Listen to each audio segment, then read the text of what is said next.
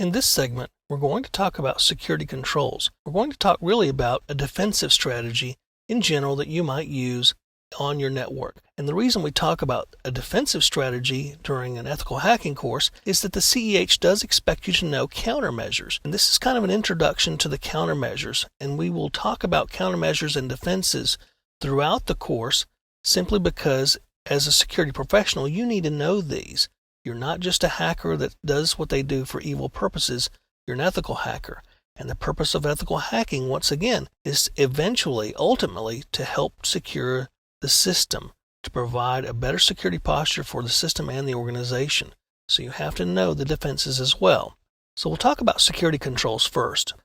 Now, most organizations use what's called a defense in depth strategy. And if you don't know what that is, basically that means defense in depth is that you take your defenses and spread them throughout different levels of the organization. It's not just firewalls, it's not just encryption.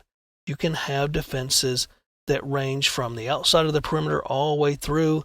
We're talking about firewalls, network security devices, encryption. We're talking users. We're talking defenses against social engineering. We're talking physical controls and so forth. And the theory behind this is if one defense or one control fails, there's another one there to back it up. And you don't want to just stack your security controls vertically because there could be other avenues of attack from other angles. So it's not just firewalls and network devices. Okay?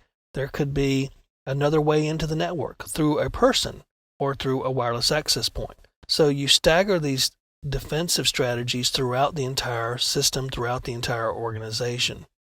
Now, let's talk about controls for a moment. Security controls are basically those measures you use to secure a system, its data, and the organization. And we typically divide up controls into three main areas.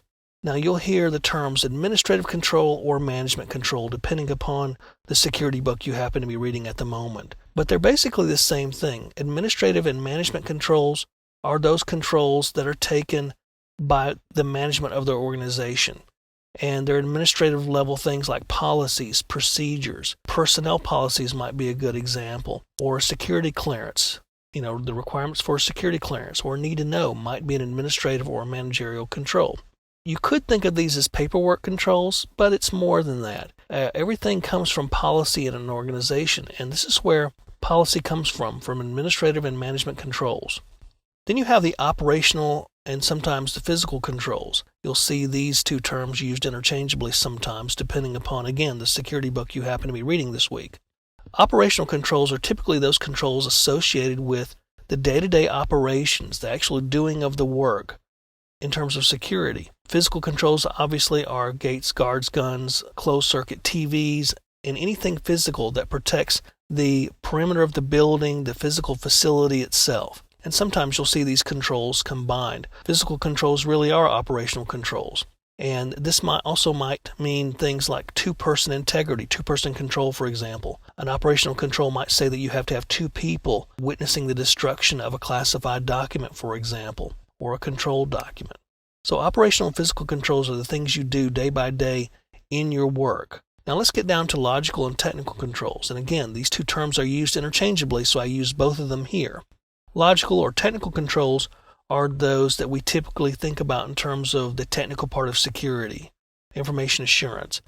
We're talking firewalls, encryption, network security devices. We're talking rights, permissions, privileges, anything that can help control an actual system or data. So those are your three types of controls, more or less.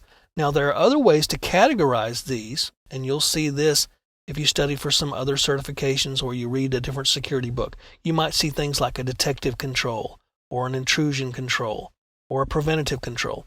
We're not going to go through those right now because that really gets more and more into the defensive side of the house. And again, this is an offensive course. But understand that you can categorize these controls a little bit differently based upon what you're trying to do, whether you're trying to detect an action that's happened or prevent an action that could happen and so forth. Here on the screen, I've got a little bit of a breakdown here. Logical and technical controls are in the center. Operational and physical controls are kind of the inner ring, and then administrative and managerial controls.